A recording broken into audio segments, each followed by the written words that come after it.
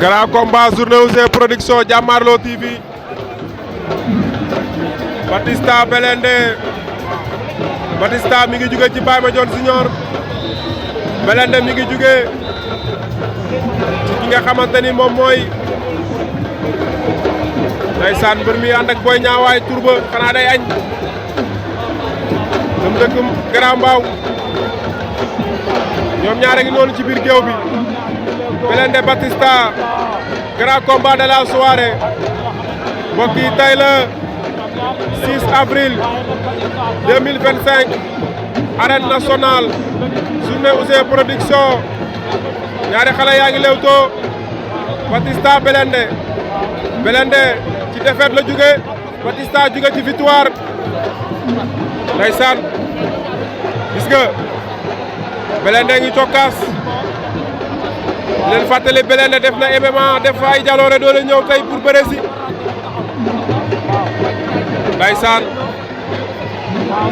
ñi ngi xeex ñoom ñaar baa du ko dóor mu daanu laa ilaaha illallah baa du ko dóor mu daanu Belende génn na saaku yi ñëwaat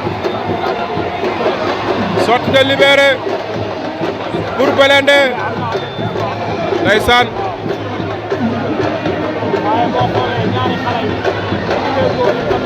ñi ngi leewtoo ñoom ñaar Belende tey xeex la indi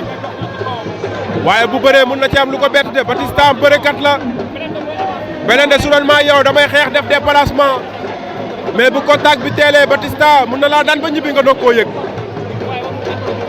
Batista xale la te champion la Batista buy def ay déplacement di la remise baaxul ci yow gis nga Batista Belende jël na ko Batista jël na ko ñi ngi xeex ñoom ñaar Batista dafa bëgg a bëre Belende xeex baa du ko door mu daanu Batista Belende gauche droite 1 2 door na ko mu rëpp fàq na ko daan na ko jël bu rëy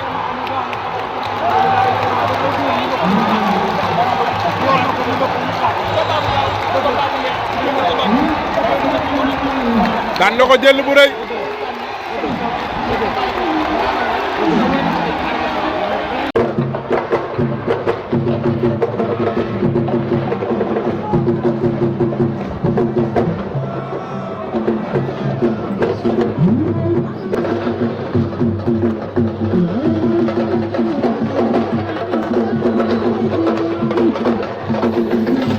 ndeysaan Belende ngi noonu ndeysaan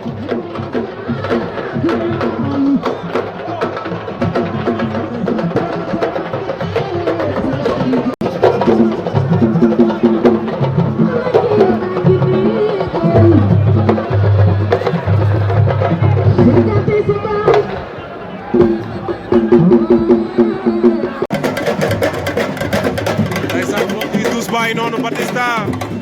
numéro 2